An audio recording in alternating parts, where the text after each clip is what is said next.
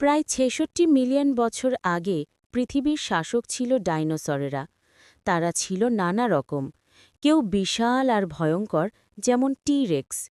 কেউ শান্ত প্রকৃতির, যেমন ব্রাকিওসরাস বা ট্রাইসেরাটপস।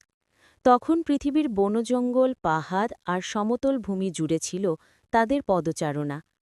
কিন্তু একদিন ঘটে গেল এমন এক ঘটনা যা পাল্টে দিল পৃথিবীর ইতিহাস।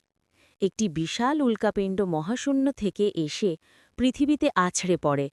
জায়গাটির নাম আজ চিকসুলোভ, যা মেক্সিকোর কাছে অবস্থিত।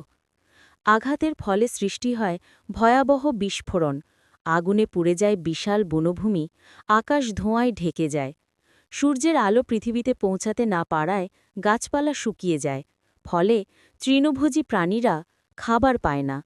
তাদের সঙ্গে সঙ্গে মাংসাশী ডাইনোসরেরাও মারা যেতে থাকে। এই আঘাতের সঙ্গে একই সময় শুরু হয় ভয়ঙ্কর আগ্নেয়গিরির অগ্ন্যুৎপাত, যা আকাশে বিষাক্ত গ্যাস ছড়িয়ে দেয়।